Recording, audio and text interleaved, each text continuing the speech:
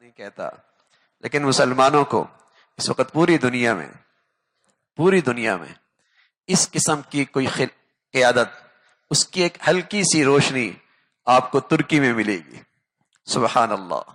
وہاں کی قیادت اور وہاں کا حکمران مسجد میں نظر آتا ہے، اذان دیتے ہوئے نظر آتا ہے، قرآن پڑھتا ہوا نظر آتا ہے، مسلمانوں کی مسجد میں صفوں میں ہوتا ہوا نظر آتا ہے.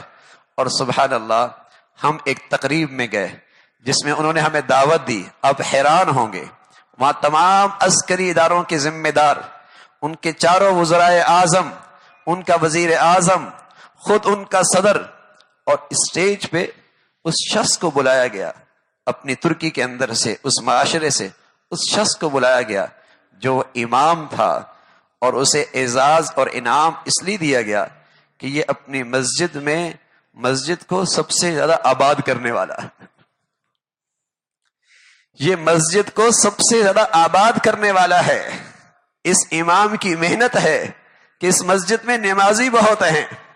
آپ دیکھیے اعزاز، پوری حکومت اس مجلس میں موجود ہے، تمام عسکری اداروں کے ذمہ دار، چاروں وزرائے اعظم، ان کے یہاں وزیر اعظم، نائب وزیر اعظم ہوتا ہے جیسے ہمارے یہاں وزیر اعلیٰ ہوتا ہے، وزیر اعظم خود اور خود صدر موجود ہے. اس شخص کو عزت بخشی جا رہی ہے اسٹیج پر.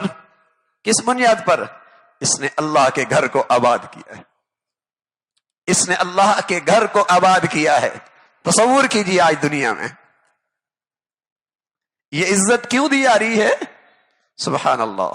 اس کے دل کے اندر اللہ نے ایمان کا چراغ روشن کیا ہوا ہے، اور اسی کی بدولت آج پوری دنیا کے مظلوم مسلمانوں کے لیے اگر کوئی زوردار آواز اٹھانے والا ہے تو وہ ترکی قیادت ہے.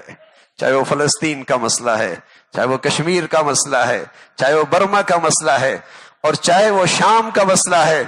دنیا بھر کے مظلوم مسلمانوں کے لیے سب سے زوردار آواز اگر ہے تو اس وقت ترکی قیادت کی ہے. کیوں؟ اس لیے کہ وہاں ایمان کی روشنی نظر آ رہی ہے، اور ہمارا آنا جانا ہوا صاف نظر آتا ہے.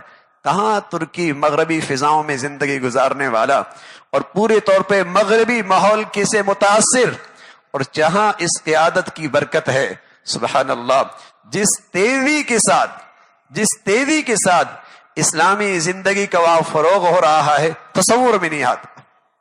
لیکن الحمدللہ اس قیادت کی، مساجد کی، مدارس کی، دینی اداروں کی، دینی شعار کا یہ حوصلہ افزائی کا انداز، اور پھر ساری دنیا کے مسلمانوں کے لیے اس کا یہ آواز اٹھانا، اور شاید یہی اس کا سب سے بڑا جرم بھی ہے.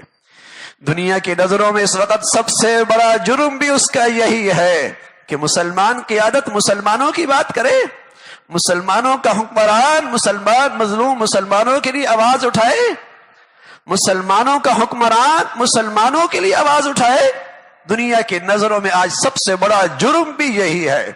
اس کا میدان لگا ہے، اس کا مارکا ہے، کل پرسوں اس کا مارکا ہے، میدان میں پھر وہ اترا ہے، اور اس وقت پوری دنیا کفر اس کے خلاف برسرے پیکار ہے.